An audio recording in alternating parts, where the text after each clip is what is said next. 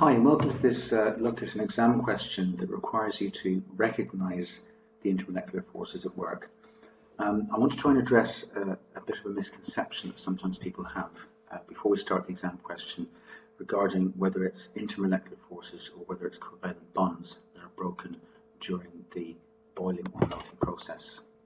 So let's just have a quick review of what a covalent bond actually is. So it's an attraction, strong electrostatic attraction between a bond pair of electrons and the nuclei of the bonded atoms, as you can see from the diagram.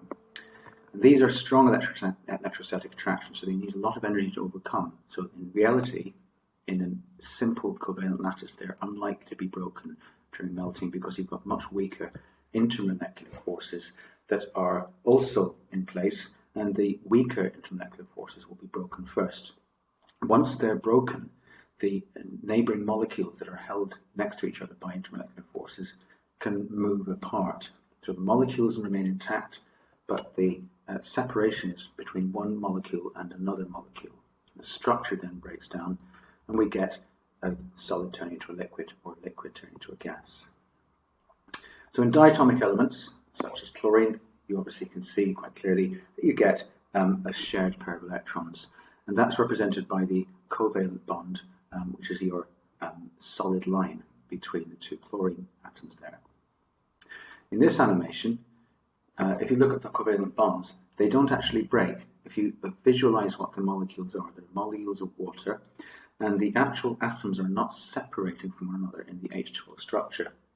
What's happening is the intermolecular forces between molecules are overcome by the energy that's being put into the beaker, and that causes the water to boil. So here's a picture up close of what we're talking about. The water molecule contains a polar covalent bond. This remains intact, it doesn't break during melting or boiling, and the hydrogen bond between adjacent neighbouring molecules of water does break during melting and boiling.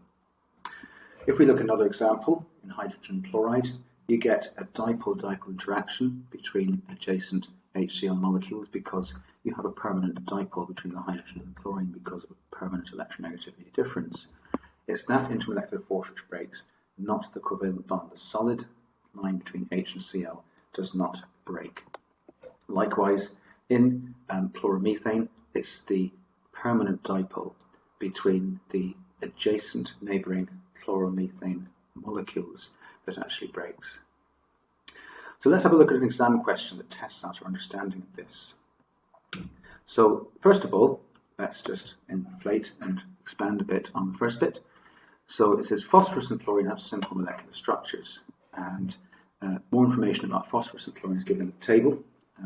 First of all, you can see from the graph that chlorine and phosphorus have different boiling points.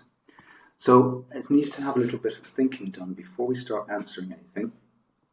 First of all, chlorine has a lower melting point than phosphorus.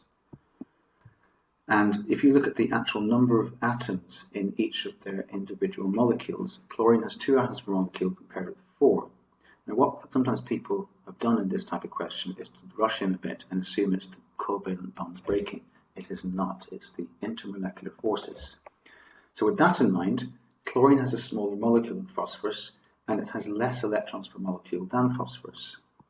If you've got less electrons per molecule, you have less or weaker London forces. If you have weaker or less London forces, there's less energy needed to overcome those London forces, and therefore the melting point goes down. So, first mark is for comparing the number of electrons in chlorine versus phosphorus molecules. Second mark is comparing the strength of London forces resulting from that in chlorine versus phosphorus.